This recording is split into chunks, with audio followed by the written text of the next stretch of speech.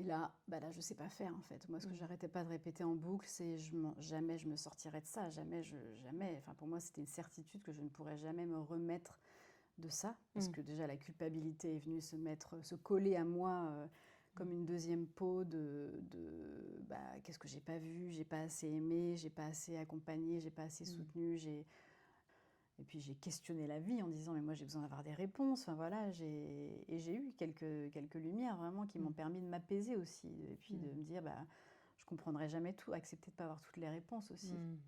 Et de me dire mais je peux quand même continuer à avancer sans avoir toutes les réponses, je peux continuer à avancer avec cet événement dans ma vie, et je peux redevenir petit à petit actrice quoi dans ma vie, et pas être une marionnette de mon destin ou du choix de Thibaut. Enfin voilà.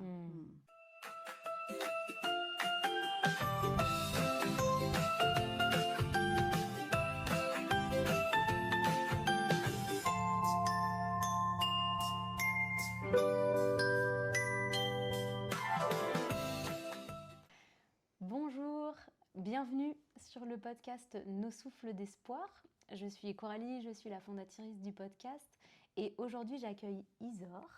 Enchantée. Ouais, bienvenue Isor. Merci.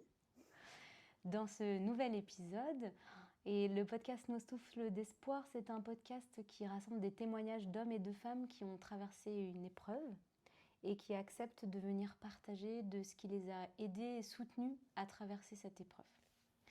Donc aujourd'hui, le témoignage que nous allons vivre ensemble, c'est un témoignage autour du deuil. Est-ce que tu veux bien te présenter en quelques mots, comme ça les personnes qui nous écoutent vont faire connaissance avec toi? Oui, tout à fait. Alors moi c'est Isor, j'ai 44 ans, j'habite Rennes. J'ai 2 enfants qui ont aujourd'hui 21 et 19 ans, donc des grands, voilà. Mais il y a bientôt 9 ans, mon mari s'est suicidé, voilà. Donc c'était une grosse épreuve. Donc c'est pour ça que je suis là aujourd'hui, pour témoigner de cette expérience de vie que j'ai faite et de toutes les ressources que j'ai pu trouver à l'intérieur de moi ou à l'extérieur pour dépasser cet événement, et puis l'intégrer dans ma vie, et puis rechoisir la vie. Qu'est-ce qui t'a décidé justement à accepter de venir témoigner aujourd'hui? Alors, déjà ta proposition, voilà, je me suis laissée entraîner par ta proposition, et puis j'ai moi-même été aidée aussi par des témoignages quand j'étais moi-même dans le gros du deuil, on va dire, de voir des gens qui avaient traversé, qui avaient déjà dépassé des étapes que moi j'ai vécues, et donc ça m'a donné de l'espoir, et sans être universel, voilà, ce n'est que mon témoignage, mais peut-être que ça peut parler à d'autres, donc voilà, je suis contente de pouvoir partager ce qui a été pour moi ressource en fait sur ce chemin. Ouais, super. Tu parles de la puissance des témoignages, de pouvoir écouter quelqu'un qui est plus avancé justement, qui a traversé déjà. Oui. Et combien ça peut être soutenant. C'est ça. Au-delà des conseils que j'ai eus, en tout cas à ce moment-là, par des personnes qui n'avaient pas du tout traversé ça, pouvoir être à l'écoute de personnes qui avaient traversé, alors on ne sait jamais le même deuil, mais une expérience qui pouvait s'en rapprocher, moi ça m'a permis déjà, pour moi c'était des paroles d'expérience, quoi, et pas juste des conseils de bon sens ou pas d'ailleurs. Ah oui. Super, super. Est-ce que tu justement veux bien nous dire un petit peu plus ce qui s'est passé pour toi, ce que tu as traversé comme épreuve là, donc tu le nommes, c'est le suicide de ton mari. Qu'est-ce qui s'est passé, comment ça s'est passé pour toi au début, justement? Eh bien, je ne vais pas dire coup de tonnerre en ciel serein, parce que le ciel n'était pas si serein que ça, et mon mari était dans une période difficile de sa vie, donc, mais jamais j'aurais imaginé qu'il fasse ce geste-là. Donc j'étais déjà moi-même à beaucoup le porter, donc j'étais affaiblie, enfin j'étais déjà assez vulnérable à ce moment-là, et puis voilà, un jour je rentre du travail et je le trouve. Mes enfants étaient juste derrière moi, donc à l'époque ils avaient 10 et 12 ans. Et là, je ne sais pas faire en fait. Moi, ce que j'arrêtais pas de répéter en boucle, c'est jamais je me sortirai de ça, jamais. Enfin, pour moi, c'était une certitude que je ne pourrais jamais me remettre de ça, parce que déjà la culpabilité est venue se coller à moi comme une deuxième peau qu'est-ce que j'ai pas vu, j'ai pas assez aimé, j'ai pas assez accompagné, j'ai pas assez soutenu, voilà, pour un conjoint, c'est terrible. Et d'ailleurs, pour un suicide, enfin voilà, le premier inculpé, c'est le conjoint. Ils vont faire une autopsie pour voir si c'est pas. Donc ça a été très violent, très très violent avec. J'étais plus dans ce monde, je crois. Je me laissais happer par ce que je devais faire, par quand même m'occuper de mes enfants. Et puis, donc rester en vie pour eux, c'était un peu voilà, mon mode de survie, c'était ça. Et puis, faire ce qu'il fallait faire, tous les papiers, les choses administratives. Voilà, j'ai eu le sentiment d'être que dans le faire pendant plusieurs mois et de ne pas pouvoir vraiment réaliser ce qui s'était passé. Et finalement, je disais souvent, j'ai l'impression qu'on me vole mon deuil parce que voilà, vous avez des dates, voilà, il faut qu'à 1 mois vous ayez rendu tel papier, qu'à 3 mois tout ça, ça a été fait et c'était des choses. Alors c'est pas moi qui m'occupais de l'administratif avant, et je m'en suis mordu les doigts parce que du coup j'étais mise en difficulté aussi par rapport à ça. Puis l'incompréhension aussi de ce geste parce que j'avais pas les clés quoi. J'ai compris des choses après, j'ai eu des lumières après. Mais sur le coup, c'était incompréhensible. J'étais dans un non-sens, en fait, une absurdité, comme si ma vie de couple, donc ça faisait 20 ans qu'on était ensemble et 15 ans qu'on était mariés, comme si ça n'avait pas existé, qu'il était devenu un étranger, capable de partir comme ça du jour au lendemain. Enfin, ça a remis en question. Voilà, il y a eu oui, j'ai envie de mettre le mot d'absurdité. C'était absurde, en fait. Oui, tu parles d'absurdité, de violence, de culpabilité aussi. Comment tu t'es sentie justement dans ce premier temps-là, d'être confrontée à voilà, ce geste qui n'avait aucun sens, ou en tout cas qui arrivait comme un coup de tonnerre, comme tu disais. Comment tu l'as vécu? Comment tu t'es sentie face à ça? Démunie, impuissante, voilà, c'était un événement qui arrivait dans ma vie, que j'avais pas choisi, qui m'était imposé, alors qu'on s'était pas engagé pour ça au départ. Donc vraiment l'impression, clairement j'étais en posture de victime de son geste à lui, qui m'a abandonnée, qui nous a abandonnés. Aujourd'hui j'ai travaillé là-dessus, donc je suis plus là-dedans. Mais donc j'ai eu de la colère, j'ai eu de l'incompréhension, j'ai eu je me suis sentie trahie. Et coupable, tu as nommé aussi la très coupable. Ouais. Qu'est-ce qui s'est passé pour toi autour de cette émotion-là au début, justement? C'était tout le temps, c'était comme une seconde peau en fait. Dès que je me réveillais la nuit, quand je dormais un peu, c'était la culpabilité qui revenait avec des angoisses. C'est de ma faute quoi, c'est de ma faute, c'est ce qui m'est venu tout de suite. Et pourtant, la première parole que j'ai dit à mes enfants, parce que donc c'est moi qui ai trouvé mon mari dans le grenier, et les enfants étaient derrière moi, mais ils n'ont pas eu le temps de monter, donc ils n'ont pas vu leur papa. Et j'ai hurlé. En fait, ils croyaient qu'il y avait un voleur dans la maison. Donc, ils sont descendus dans la rue pour appeler les voisins. Et en fait, quand je suis redescendue et je leur ai dit, en fait, papa s'est suicidé. Moi, je suis adepte de la vérité, donc j'ai pas masqué la chose. Je leur ai dit ça. Mais la première chose que je leur ai dit, à l'époque, j'étais infirmière scolaire, donc j'avais fait quelques formations et j'avais eu des choses sur le suicide. Et je savais que la culpabilité, c'était une horreur. Donc, la première chose que je dis à mes enfants, c'est voilà, c'est pas de votre faute, c'est pas de la mienne et c'est pas de la sienne. Ça m'est sorti comme ça. Mais je me le suis pas appliqué à moi. J'ai eu du mal à me l'appliquer en tout cas, parce que pour moi, j'étais responsable de lui, quoi. J'étais garante du fait qu'il soit heureux et que ça se passe bien. Ce qu'il faut aussi, mais bon, à l'époque, j'en étais là. Ouais, donc tu as déjà vécu toutes ces émotions-là, dans ce premier temps à être confrontée avec ce qui se passait. Tu parles de tout ce qu'il y a eu à faire. Ouais. Comment tu t'es sentie justement avec toutes ces choses à faire? Parce que effectivement, dans le début du deuil, il y a tellement de papiers, tellement d'administratifs. Comment c'était pour toi cette dimension-là? C'était lunaire. J'étais submergée déjà par tout ce qu'il fallait faire dans un domaine où je suis pas douée du tout, l'administratif. Mais pour moi, j'étais plus dans le monde, j'étais à côté. Les gens continuaient à vivre. Pour moi, c'était inenvisageable. Mes enfants continuaient à faire des jeux, je ne comprenais pas, c'était violent pour moi. Eux, ils sont restés dans la vie, voilà, ils ont eu de la peine, bien sûr, et aujourd'hui, ils en ont encore, mais on n'était pas dans la même dynamique. Moi, j'avais perdu mon partenaire de vie, le père de mes enfants, je me retrouvais avec j'étais écrasée, en fait, écrasée par la charge d'être une maman seule, de ne pas réussir à gérer tout ce qu'on gérait à deux, plus la paperasse. Enfin, voilà, je récupérais tout en fait. Et donc là, oui, j'ai pu me sentir vraiment parfois dans des paniques de je vais me retrouver à vivre dans la rue parce que toute seule, je ne vais jamais y arriver financièrement. Ouais, j'ai eu des moments vraiment de grande détresse psychologique et un sentiment de solitude aussi, parce que finalement, autour de moi, j'avais pas grand monde qui pouvait comprendre ce que je pouvais ressentir, en fait. Enfin, en tout cas, vraiment le comprendre profondément. Je sentais chez eux beaucoup de peur de... Oui, elle est seule, donc on va se rendre présent, et ça, c'est très chouette. Mais dans le quotidien, j'avais pas de... je me suis débrouillée, quoi. J'ai trouvé mes propres ressources. Oui, oui, j'entends. Voilà, les émotions qui ont été difficiles, ça a été aussi la solitude, l'angoisse autour de l'avenir. C'est ça, de comment je vais faire là avec ce bouleversement.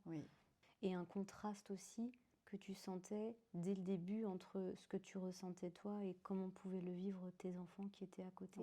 Oui, ça a été très perturbant pour moi parce que je me suis projetée en eux, je me suis mis perdre son papa à 10 ans et 12 ans, c'est quand même l'horreur. Puis de cette manière-là, et en fait, oui, pour eux, c'est l'horreur, bien sûr, mais maman, elle est toujours là. Maman, elle est toujours là, puis elle continue à gérer. Et puis, et oui, il y a eu des moments de grande tristesse qu'on a partagés. En tout cas, ça n'a jamais été tabou, donc on a toujours parlé. Thibaut était toujours vivant quelque part dans notre famille. Donc oui, je sais qu'ils ont aussi traversé des moments, mais pas de la même manière que moi, et pas avec autant d'intensité, et pas autant de... Voilà, moi j'avais toute la responsabilité qui venait de tout ça, ils ne s'en rendaient pas compte, les enfants, donc tant mieux pour eux.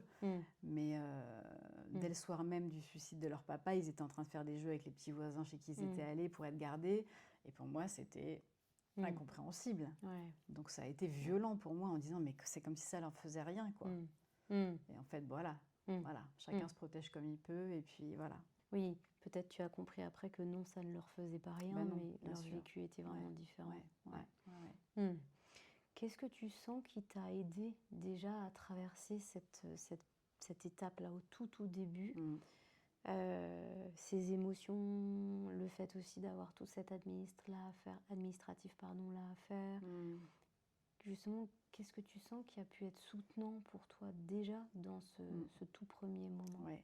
Alors au tout début, quand même les amis, la famille qui sont venus et qui m'ont entourée, donc ça c'est sûr que c'était hyper précieux. Et là j'étais pas seule, je me sentais pas seule, voilà, en tout cas jusqu'à l'enterrement, quoi. J'ai mis un petit peu de temps à trouver mes propres ressources. Alors les ressources extérieures, ça a été clairement les amis, la famille au début. Les psys, voilà, je suis très vite allée voir des psys, les enfants aussi, j'ai fait de l'EMDR aussi parce que voilà, c'était quand même très violent. Donc ça a été des ressources magnifiques, qui m'ont aidée. Et puis mes ressources intérieures, je pense que ça a été vraiment de comprendre que, en gros, je dis oui que pour aujourd'hui. C'est-à-dire que les journées me paraissaient tellement, la vie me paraissait interminable avec maintenant cet événement qui était arrivé dans ma vie, que me dire, j'avais 35 ans, j'en ai encore pour... Voilà, c'est infernal en fait, c'est un enfer de vivre ça. Donc je dis oui pour aujourd'hui, je l'ai fait pour mes enfants, clairement. Au départ, je ne le faisais pas pour moi. Mais ça a été ça, de me dire... et parfois, c'était même, je dis pour cette minute-là, quoi. Je dis oui pour cette minute-là, parce que voilà, c'était trop dur, quoi. C'était vraiment très dur, et je sentais personne capable, à part mes psys peut-être, de comprendre la détresse dans laquelle je pouvais être, quoi. Et qui, dès que je pouvais... les émotions des autres, surtout quand elles sont intenses, c'est difficile à accueillir. Et donc, je pouvais sentir parfois chez des proches, bon, allez, on va changer les idées, on va aller faire un ciné, on va aller faire un truc. Mais moi, j'avais tout sauf besoin de ça, en fait. J'avais juste besoin d'être contenue dans mon émotion, et j'étais pas capable de le faire moi-même à l'époque. Ouais, c'est fort quand tu dis un jour après l'autre, là. Même à certains moments, une minute déjà, là. Juste déjà cette minute-là. C'était une victoire, tu vois, à la fin de la journée, quand je me disais, bon, voilà, la journée d'aujourd'hui, j'ai réussi. C'était une petite victoire. Je m'étais fait un petit carnet aussi de gratitude, où chaque jour, je m'étais obligée à écrire une chose. Alors parfois, c'était, j'ai vu une belle fleur aujourd'hui, quelqu'un m'a fait un sourire. C'est des choses très simples, mais petit à petit, je suis rentrée dans la vie, je pense, comme ça, en disant, ma vie, c'est pas que pourri. Et il y a quand même des petites choses. Voilà, j'ai une copine qui me dépose une soupe. Voilà, donc c'est ça c'est vraiment les petits pas. Et j'y suis encore aujourd'hui. Parfois, quand ça va bien dans ma vie, quand ça va beaucoup mieux, je peux oublier cette chose-là. Et en fait, la vie me rattrape souvent en me disant Isor, n'oublie pas que la vie c'est maintenant en fait. Et que pense pas demain, te fais pas de bill pour après-demain. Voilà, tout est là maintenant et essaie de trouver le bon dans ce que tu as aujourd'hui. Ouais. Oui. Oui, et en particulier dans ce tout début là, après le décès de ton mari, où tout paraît tellement colossal. Moi, c'est ça que je sens quand on parle, l'intensité des émotions, mais aussi toutes les choses à faire, là, à porter, là. De réussir à revenir à déjà aujourd'hui, déjà maintenant, je suis là, je sens combien ça a été soutenant. Oui, ah oui, vraiment. Pour moi, c'est mon trésor. Si j'ai un truc à transmettre, c'est ça. C'est de dire oui, juste pour aujourd'hui, pour maintenant. Demain, je ne sais pas ce qui arrive, mais... Oui, ça a dû te donner de la force, justement. Ouais. Je pourrais imaginer qu'il y a dû avoir peut-être une deuxième étape, c'est-à-dire qu'il y avait tout l'après-deuil directement, l'enterrement, les papiers à gérer. Et puis après, peut-être il y a eu le quotidien, le fait de revenir au quotidien, de continuer le quotidien. Comment c'était ça pour toi? Est-ce qu'il y a eu des étapes que tu as traversées? Comment tu vois ça? Là, ce que j'ai envie de dire, donc c'était dans le tout frais là, de l'événement, de ce suicide. J'avais beau être au fond du trou, j'ai été dans l'amour. Enfin, je pense que ma première intention, c'était de dire je veux que Thibaut parte dans l'amour, avec le plus d'amour et de douceur possible. Je ne comprenais pas son geste, mais quelque part, je n'arrivais pas encore à contacter la révolte et la colère. Donc j'étais vraiment, même pour les enfants, je voulais que voilà, leur papa partent dans quelque chose de doux, je ne vais pas dire joyeux, hein, mais en tout cas d'amour. Donc ça m'a vraiment mobilisée. Et après, effectivement, la reprise du quotidien, les gens qui rentrent chez eux, me retrouvent seule chez moi à gérer mes enfants. Là, j'ai pu contacter d'autres émotions. Et d'ailleurs, j'avais plein de gens qui ne comprenaient pas pourquoi j'étais en amour à ce point-là. Et qui me disaient, mais Isor, tu devrais être en colère, il t'a lâché. Enfin voilà, il y avait des gens qui ne comprenaient pas ce geste et je l'entends. Mais pour moi, c'était violent d'entendre ça parce que moi, je me suis dit, ok, mais de toute façon, on n'arrive pas à un geste comme ça par plaisir, quoi. Donc, je sentais la souffrance qu'il y avait derrière ce geste, que je n'avais pas vu, en tout cas pas entièrement perçu. Mais la colère est venue après. Voilà. Donc, et là, alors la tristesse, évidemment, elle a été omniprésente, hein, tout le temps, le chagrin, mais la colère, elle est venue après, l'incompréhension, ce sentiment de trahison dont je parlais, tout ça, c'était dans un deuxième temps. Et puis, le non-sens, enfin, voilà, l'installation dans ce quotidien que je n'avais pas choisi, vraiment que je subissais, à me dire, mais j'ai pas envie que ma vie soit comme ça. Enfin, et ça a été assez long. Enfin, après, j'ai fait le choix de déménager 15 mois après la mort de mon mari. Et ça m'a permis un nouveau souffle. Mais pendant ces 15 mois, j'ai vivoté, quoi. Enfin, j'ai fait comme j'ai pu, cas un cas, pour mes enfants notamment, mais j'étais en mode survie, clairement. Tu as senti la transition avec le retour au quotidien, où là, émotionnellement, c'est d'autres émotions qui sont arrivées. Parce que là, j'ai réalisé, quoi. En fait, c'était terminé. Et que là, ma vie, je m'engageais à être la maman de 2 enfants de 10 et 12 ans, qui n'avaient rien choisi non plus, qui n'avaient plus de papa et qu'il fallait que je palliais beaucoup de choses et dont je ne me sentais pas capable, clairement. Et c'est là que la colère, la révolte ont pu émerger. La tristesse aussi, tu parlais. Oui, ça c'est sûr. Mais colère et révolte, c'était compliqué pour moi de ressentir ça envers celui qui a été mon mari et qui s'est donné la mort. Mais voilà, après, j'ai fait mon chemin aussi en psycho et voilà, j'ai accueilli ce qui était là et voilà, c'est accepté. Qu'est-ce qui t'a aidé justement, tu sens, dans les moments où tu pouvais sentir cette colère, cette révolte, cette tristesse? Est-ce qu'il y a des réponses, des ressources que tu as trouvées qui t'ont aidé à les vivre? Je savais que la colère faisait partie du chemin de deuil, qu'on pouvait passer par cette phase-là. Donc je me suis dit, voilà, c'est le moment. Les gens ne comprenaient pas au début pourquoi j'étais dans l'amour et pas dans la colère. Elle vient maintenant et c'est OK. Et ça a pris plus de temps que ce qu'ils imaginaient, mais je l'ai accueilli. Je l'ai accueilli Et puis j'ai questionné la vie en disant, mais moi j'ai besoin d'avoir des réponses. Enfin voilà, j'ai eu quelques lumières vraiment qui m'ont permis de m'apaiser aussi. Et puis de me dire, je comprendrai jamais tout, accepter de ne pas avoir toutes les réponses aussi. Et de me dire, mais je peux quand même continuer à avancer sans avoir toutes les réponses. Je peux continuer à avancer avec cet événement dans ma vie. Et je peux redevenir petit à petit actrice quoi, dans ma vie et pas être une marionnette de mon destin ou du choix de Thibaut. Enfin, voilà. Oui. Oui, donc avec la colère, une des choses qui t'a aidé, ça a été de savoir que dans le deuil, il pouvait y avoir cette émotion-là, cette étape-là. Oui. Ça t'a aidé à l'accueillir. Oui. Je savais que c'était un passage et que j'allais pas me cramponner à cette colère, mais que c'était bien que je la laisse me traverser et qu'elle lui laissait une place en fait, parce qu'elle était là. Donc, oui. Ok. Et après, c'est vraiment l'incompréhension, l'absence de sens qui a été difficile. Oui.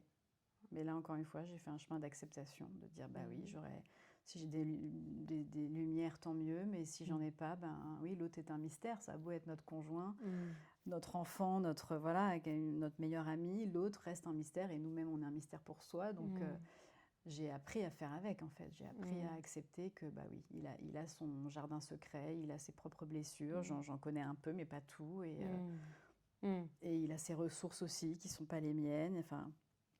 Voilà, il a fait comme il a pu. Enfin, vraiment, je suis complètement apaisée aujourd'hui avec ça parce que je sais qu'il a fait comme il a pu. Et qu'il a tout donné. Et qu'à un moment, c'est pas la mort qu'il a choisi ni de nous abandonner, mais juste de mettre fin à une souffrance que moi j'ignorais. Enfin, en tout cas, j'ignorais son intensité, quoi. Ouais, c'est fort quand tu dis ça. Qu'aujourd'hui, tu es apaisée avec ça. Et que tu as compris que c'est pas... ni de vous abandonner, ni toi, ni vos enfants, mais c'est de mettre fin à une souffrance qu'ils vivaient et dont tu ignorais l'intensité. C'est beau aussi quand tu dis que ce qui t'a soutenu, ça a été d'accepter que tu as certaines réponses, certaines lumières, mais qu'il y a aussi des endroits où tu n'auras pas de réponse. Et ça lui appartient. Voilà, c'est son chemin à lui. Est-ce que tu sens aussi dans le quotidien qu'il y a eu des étapes à traverser? Des moments, tu vois Oui, dans le sens où au tout début, j'étais plus dans la vie. Enfin, je ne pouvais plus regarder un film, lire un livre. Enfin, toutes les infos qui venaient de l'extérieur, pour moi, c'était insupportable. Enfin, je ne pouvais pas. Je pouvais pas. Et donc oui, même manger. Enfin, voilà, pendant quasiment 1 mois et demi, je mangeais quasiment rien. Dormir très très peu. Enfin, tout ça, j'étais en mode survie. Et là, je vivais un peu à la va comme je te pousse, quoi. Enfin, sans vraiment de but, quoi, si ce n'est rester vivante pour mes enfants. Donc c'était vraiment très réduit. Et puis petit à petit, j'ai grignoté des petites parts de vie. Je me souviens d'une fois où j'avais dit, je sais pas, ça devait être peut-être 6 mois après la mort de Thibaut, j'avais dit aux enfants, bon allez, ce soir, on se fait une soirée pizza-film. Je me sentais vraiment très motivée pour faire ça et prête à le faire. On mange la pizza et arrivé au film, qui s'allume, je dis, je peux pas regarder le film. Donc les enfants l'ont regardé tout seuls et je suis montée dans ma chambre. Mais voilà, donc c'était vraiment très progressif et j'ai mis du temps à revenir dans une espèce d'élan de vie, de pulsion de vie, parce que tout était comme à l'arrêt, quoi. Et alors mes enfants m'ont aidée, hein, mes enfants, parce qu'eux, ils étaient pour le coup pleinement dans la vie, donc ils m'ont tirée à faire des choses, ils m'ont portée, ça c'est sûr, hein. Mais je me suis quand même écoutée. Donc il y a des fois, je disais, non, c'est pas possible, j'y arrive pas. Enfin voilà, je faisais ce que je pouvais aussi. Oui, j'entends qu'il y a eu vraiment une étape, là, comme tu dis, où tu t'es sentie à l'arrêt. Même manger, c'était complexe, dormir, c'était difficile. Où l'élan était comme absent, l'élan de vie. Et où c'est revenu petit à petit. Par des petits moments de respiration où je pouvais trouver de la joie. Enfin, tu vois, je dirais 3 mois après la mort de Thibaut, je me souviens vraiment de ce moment-là où un de mes frères était venu me rendre visite. On était à la terrasse d'un café, il faisait beau, c'était le printemps, et là je lui dis, je suis bien, je me sens heureuse là. Et ça me paraît lunaire de dire ça 3 mois après un suicide de mon mari.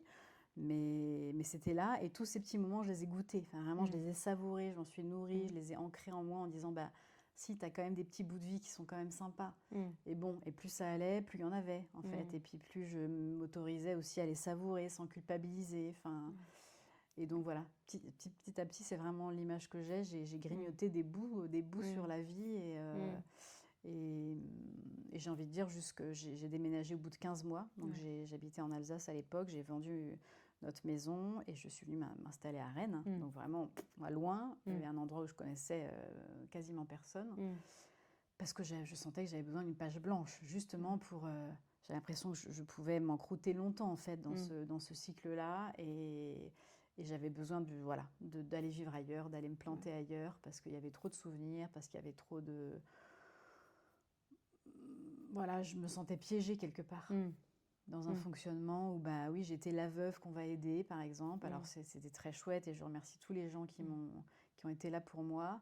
Mais j'avais pas envie de conserver cette étiquette à vie, quoi. Et je me suis dit, bah, si je veux vraiment vivre et pas rester dans la survie, là, il faut que je bouge. Il faut que je fasse bouger les lignes et pas juste changer de maison ou de quartier, mais vraiment, voilà, aller planter mes bagages ailleurs, quoi. Ça a été soutenant pour toi, ce déménagement-là, de changer d'environnement? Alors, pour moi qui suis une grande casanière, ça a été un vrai challenge. mais pareil, ça s'est imposé. Ça s'est imposé à moi et tout s'est fait de manière fluide. Donc ça s'est fait très rapidement parce que j'ai pris ma décision le 15 juin et le 25 juillet, j'étais à Rennes. Donc très vite, pour mes enfants, ça a été un peu violent et ça, je l'entends. Parce que voilà, je les ai déracinés. Eux, ils sont nés là-bas, donc ils connaissaient que ça. Bon, ils m'ont remercié après parce que pour eux, c'était aussi l'occasion d'un nouveau départ. Mais oui, ça a été un défi dans le sens, par rapport à mes ressources, à moi, de ne pas avoir confiance en moi à l'époque, me sentir incapable de faire tout ça, vendre une maison, faire un déménagement tout seul, trouver un appart, trouver les écoles des enfants, tout ça, ça me paraissait impossible. Mais je sentais que c'est ça qu'il fallait que je fasse. Et du coup, ça m'a donné une énergie de vie qui m'a rendue capable de choses dont que j'ignorais jusque-là, quoi. Ben oui, ce que je pourrais entendre dans toutes ces étapes-là, c'est que le fait de t'être écoutée, ça a l'air de t'avoir beaucoup soutenue. Quand tu dis c'est venu à moi, je pourrais sentir que tu l'as senti et du coup tu as choisi d'écouter ce que tu sentais. C'est ça. Y compris dans les moments où tu me dis, tu pouvais te dire, bah, en fait là je peux, mais aussi là je peux pas. Le fait de t'écouter dans ces moments-là, que ça a l'air de t'avoir aidé aussi. Oui. Et vraiment de m'écouter parce que je sentais que j'avais la réponse en moi, même si autour de moi on me disait mais non Isor, tu vas pas déraciner tout maintenant, c'est pas le moment, qu'il y avait les gens qui s'inquiétaient pour moi et je le comprends, hein, et qui me sentaient fragile aussi, ce qui était le cas. Mais au fond de moi, là j'ai vraiment pu aller chercher des ressources qui m'étaient propres et que personne ne pouvait soupçonner et que moi-même je ne soupçonnais pas. Mais oui, j'ai jamais regretté de m'être écoutée malgré parfois l'adversité qu'il pouvait y avoir autour. Oui, c'est ça. Les conseils, les retours, et bon, qui sont donnés avec beaucoup de bonnes intentions, mais qui parfois ne résonnent pas avec ce dont toi tu avais besoin. Donc il y a eu la reprise là, tout doucement, de ces moments de vie que tu as choisi aussi d'apprécier, de voir, de vivre. Est-ce qu'il y a eu des dates, des moments aussi dans les premières années qui ont pu être difficiles pour toi, pour les enfants? Le deuil, il peut être pas mal marqué par les dates anniversaires, les choses comme ça. Est-ce que ça, c'était des étapes aussi à traverser pour toi? Oui, alors les anniversaires, c'est sûr, hein, le 13 mars, pour toute ma vie, c'est gravé dans mon cœur, voilà. Mais au fur et à mesure des années, ça pèse quand même. Mais au départ, je pense que alors c'était un moment qu'on passait avec les enfants particulièrement en disant bah voilà, aujourd'hui alors au départ je leur offrais un petit cadeau de la part de leur papa ce jour-là, enfin les petits rituels, bon ils ont grandi donc on n'est plus tout à fait là-dedans, mais il y avait quand même une dimension très lourde en fait de faire mémoire, mais le pauvre dans sa souffrance, tout ça, enfin moi je me faisais, je pense, un devoir de ça. Et puis en fait à un moment j'ai dit mais non, mais ça peut être un moment doux aussi, on peut faire et donc, je sais pas, il y a 4-5 ans, avec les enfants, on était allés à Saint-Malo et puis on avait tous les trois pris un galet et puis on avait écrit des choses dessus et qu'on avait lâché dans la mer en disant voilà, ok, papa, bah, il a fait son chemin et voilà, je sais pas ce qu'ils ont écrit sur leur galet, mes enfants, mais quelque chose de trop lourd à porter, quelque chose pour que ces journées-là, bah oui, il fera toujours partie de notre vie, de notre cœur, ça c'est sûr. Mais on se souvenir de lui dans la légèreté, dans les bons souvenirs qu'on a de lui, parfois ça nous arrive de dire, bah papa il aurait fait ça, ou de faire une recette qu'il aimait bien, enfin voilà, des choses comme ça, et ça nous permet de le garder vivant dans nos cœurs, enfin voilà, dans nos vies. Et je pense que pour moi, c'est important pour moi de transmettre ça à mes enfants, d'avoir transmis ça à mes enfants. Avoir perdu un papa, c'est pas pareil, parce qu'ils n'ont plus de papa, à vie. Donc je sens que chez mes enfants, il y a des moments où ça se réveille, notamment les grandes étapes de vie. Là, ils sont étudiants, voilà, les âges, 18 ans, tout ça. Enfin, ça a été des moments un peu charnières. Mais oui, je pourrais jamais remplacer leur papa. Donc ça me rend triste. C'est comme ça, c'est leur vie et ils vont bien. Oui, c'est fort. Je sens que toi, à l'intérieur de toi, c'est plus de l'apaisement que tu peux ressentir aujourd'hui. Tu nommes, voilà, il y a eu des étapes et puis petit à petit, c'est devenu moins lourd, même dans les dates qui pouvaient l'être. Et que, voilà, en même temps, dans la relation, dans ce que tu observes du vécu de tes enfants, c'est pas pareil, puisque là encore, le deuil n'est pas le même. Mais oui. Comment tu le vis, ça? Comment c'est avec eux dans ces moments qui sont charnières, justement? Est-ce qu'il y a des choses qui vous aident, tous les trois, des ressources que tu trouves pour pouvoir les accompagner sans être leur père, mais tout en étant quand même là avec eux? Oui, ils savent que je suis là. Après, ils sont en des âges aussi où parler avec maman, c'est pas forcément facile. Eux, ils ont un espace thérapeutique aussi de leur côté, donc voilà, moi, ça me rassure. Ils savent que je suis là. C'est bientôt le 13 mars, donc on va entre guillemets fêter ça, quoi. Enfin voilà, mais commémorer ça, cette date-là. J'essaie d'être discrète quand même, parce que c'est aussi leur jardin secret, puis ils font leur travail, et puis voilà, quand ils avaient 10 et 12 ans, ils n'avaient pas le même niveau de conscience qu'aujourd'hui, donc j'ai toujours répondu à leurs questions, mais aujourd'hui, je pense qu'ils se posent plus de questions qu'il y a 9 ans typiquement, donc je leur laisse aussi faire leur chemin. Ils savent qu'ils peuvent me trouver s'ils veulent, mais j'essaie de pas être trop intrusive par rapport à ça. Oui, tu leur montres que tu es là et en même temps tu leur laisses de l'espace. Là. Oui. Et est-ce que, si on imagine que dans les personnes qui nous écoutent, peut-être il y a des mamans aussi qui ont des enfants et qui ont perdu leur conjoint, est-ce que toi tu sens que dans le lien avec tes enfants, il y a eu des questions qui t'ont touchée, qu'ils ont posées, ou des réponses que tu as pu trouver qui ont été importantes pour toi? Mes enfants m'ont enseigné. Vraiment. Enfin, non seulement ils m'ont aidé à rester dans la vie, ça c'est sûr, mais ils m'ont enseigné parce qu'à une époque, alors je veux dire, c'est peut-être les 6 premiers mois ou peut-être la première année, en tout cas c'était sûr, c'était avant la première année.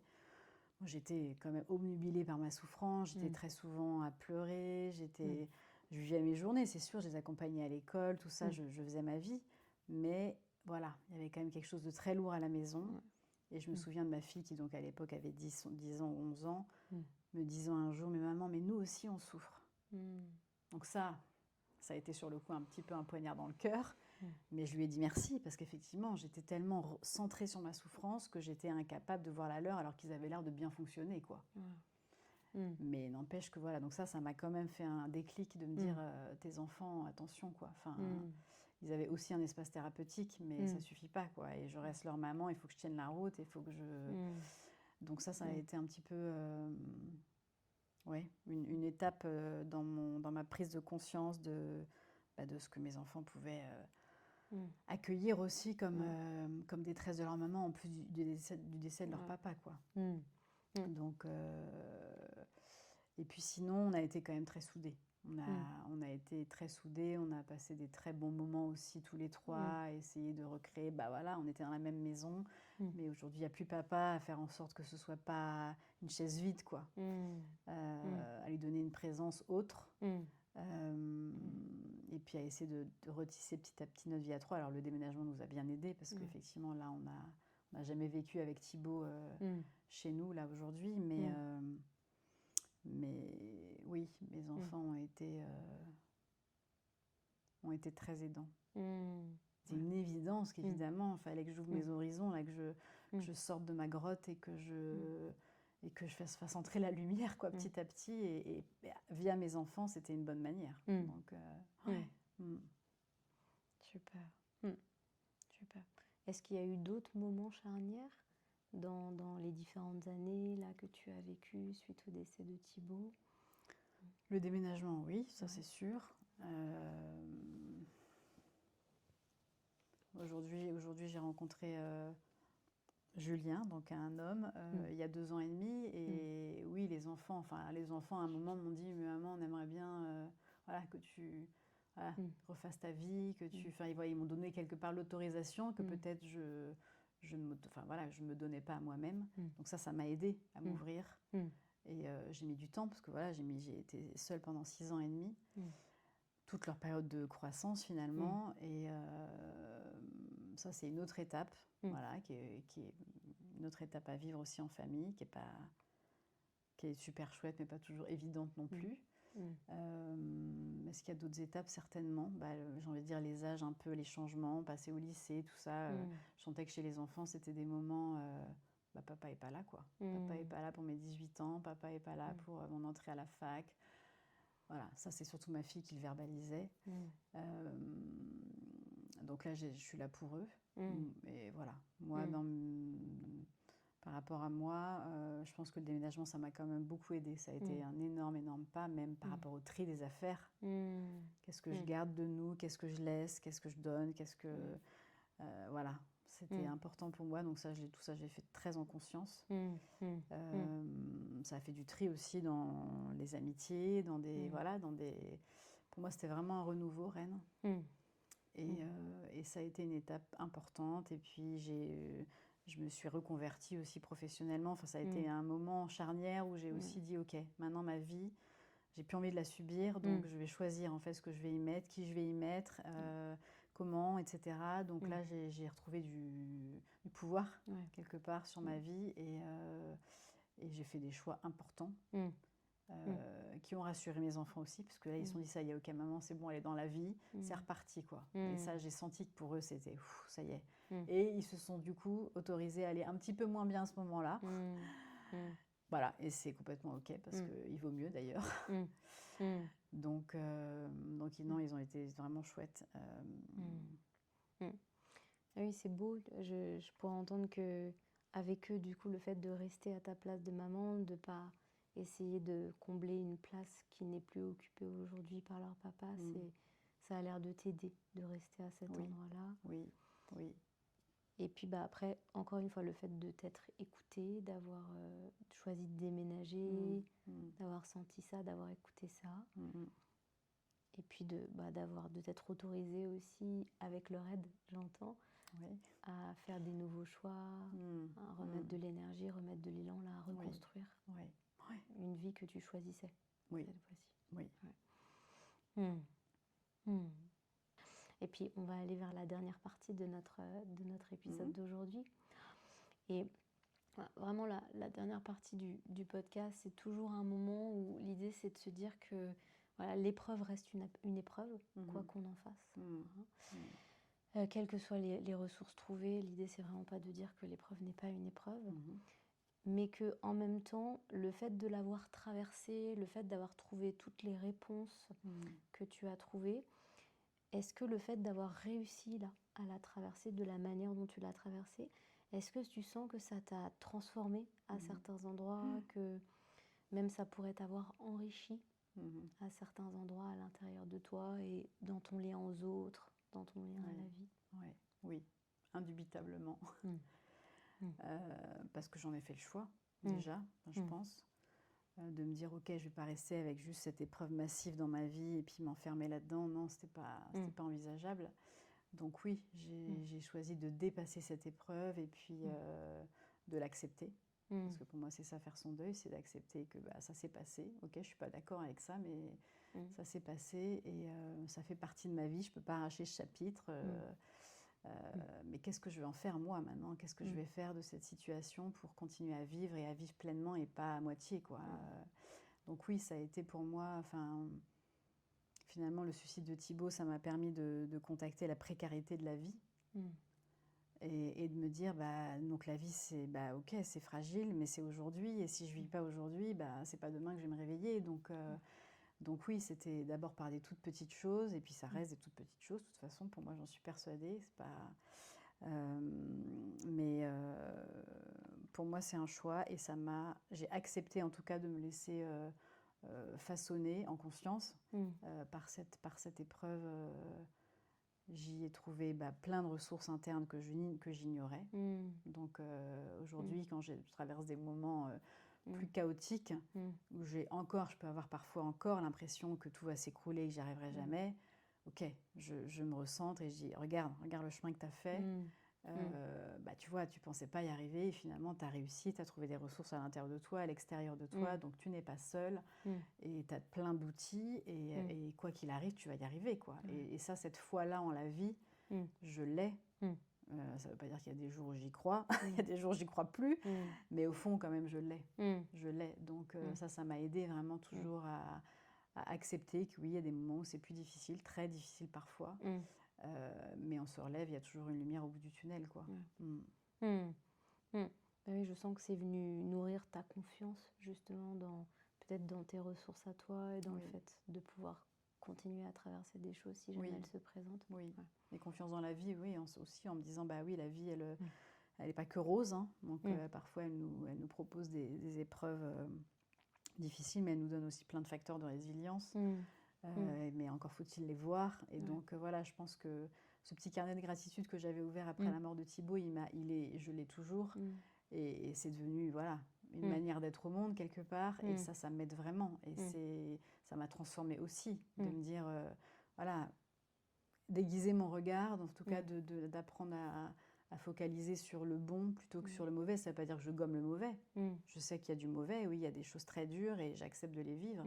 Mais je me nourris à fond de bon dès que je peux, pour pouvoir justement mieux traverser ces moments difficiles. Oui.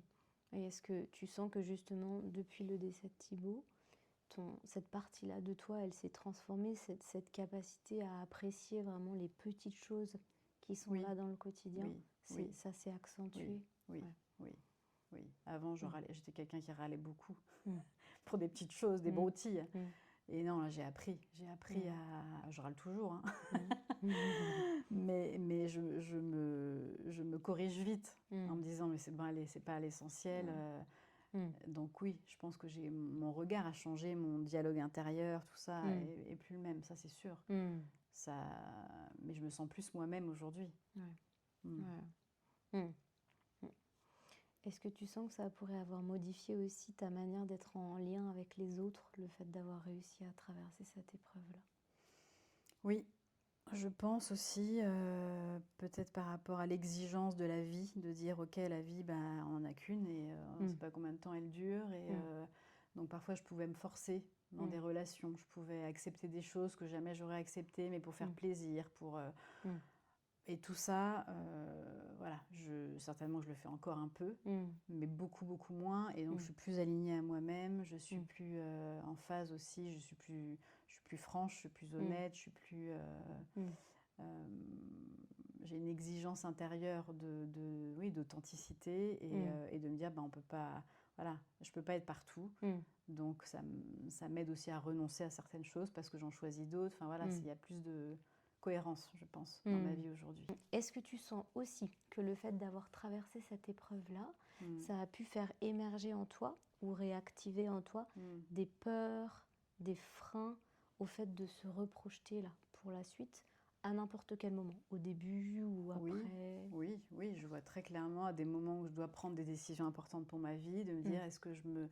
Voilà, le suicide, c'est tout d'un coup, tout m'échappe, quoi. Je contrôle plus rien, donc tous ces moments où je peux vivre intérieurement une sorte de... en fait, il faudrait que je lâche prise, en fait, parce que j'ai pas la main. Donc oui, j'ai de la difficulté, j'ai des peurs, j'ai un désir en moi de contrôler tout ce que je peux contrôler, de verrouiller ce qui peut être verrouillé.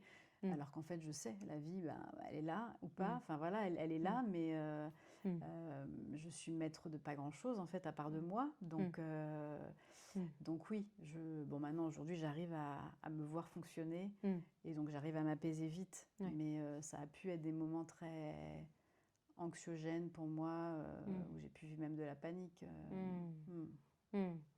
Beaucoup de détresse, ouais. la panique d'imaginer revivre à nouveau que tout échappe ou Oui, que tu... oui, oui.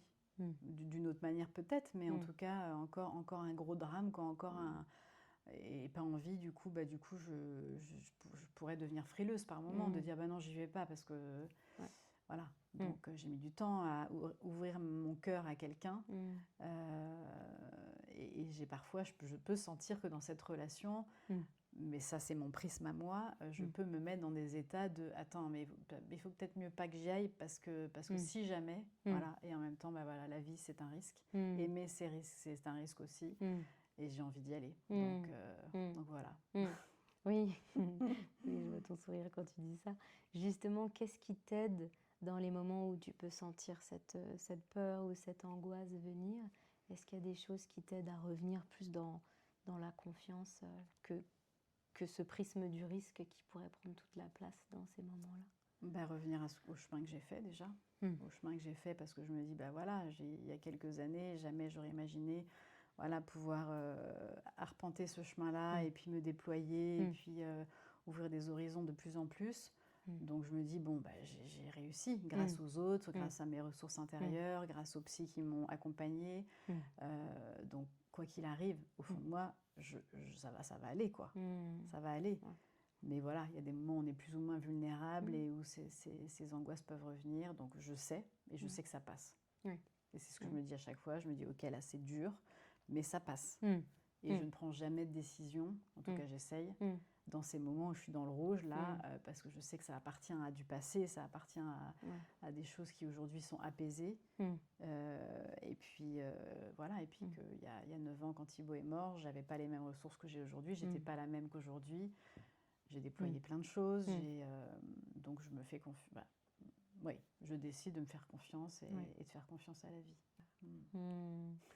Comment est-ce que tu sens justement que tu as envie de choisir de continuer à vivre ta vie? Et ce sera notre dernière question là, pour aujourd'hui. Je dis souvent que j'ai 2 bâtons de marche, c'est la confiance et la patience. C'est que moi, je suis une grande impatiente aussi. Donc là, la vie m'a appris vraiment à être dans la patience, dans l'acceptation que ça ne va pas aussi vite que je veux, mais que tout arrive quand c'est juste, en fait. Et donc, je pense que j'ai beaucoup appris et que la vie me rappelle régulièrement quand j'oublie que, mollo, un pas après l'autre, un jour après l'autre, j'en reviens toujours à la même chose. Et puis la confiance, parce que pour moi, c'est la voie qui ouvre. Et que ce soit la confiance en moi, mais aussi dans la vie, voilà, dans ce qu'elle peut m'apporter. Je ne suis pas condamnée au malheur.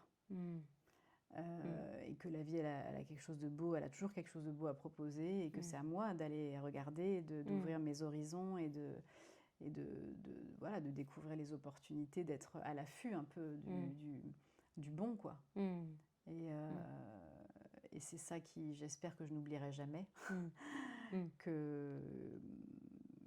voilà, que la vie c'est aujourd'hui déjà, voilà. Donc ça m'enlève déjà beaucoup de problèmes, mais beaucoup d'inquiétudes, clairement. Et puis qu'on peut trouver la paix, surtout on peut être en paix avec ce qui nous est arrivé, même si on n'est pas d'accord. On peut être en joie avec notre vie. Voilà, toutes ces émotions-là reviennent, l'amour, la vie, la joie, la paix, ça revient. Même si au fond du trou, on se dit, voilà, la vie est finie pour moi et le monde s'écroule. Donc oui. Ouais, c'est une magnifique autorisation quand tu dis, en fait, je ne suis pas condamnée au malheur. Ouais. Là, je sens, parce qu'il pourrait y avoir cette idée-là, voilà, justement au fond du trou, de se dire, du coup, est-ce que ma vie, ça va être que de la douleur et que du malheur? Et de aussi de s'autoriser ça, de pouvoir avoir cette idée-là, non, en fait, il pourrait aussi se passer des bonnes choses. Et je peux choisir de les voir. Oui, c'est ça. Et puis d'accepter de vivre ces moments j'ai envie de dire d'hiver, vraiment où tout semble gelé, mort. Et on se dit, bon, si c'est ça la vie, toute la vie, non merci. Mais pendant l'hiver, il y a les petits germes sous la terre qui se préparent pour le printemps. Thibaut, il est mort un 13 mars, donc c'était vraiment... Je suis sortie de la maison le matin avant son suicide et il y avait le forsythia qui se mettait à fleurir juste devant l'entrée, là.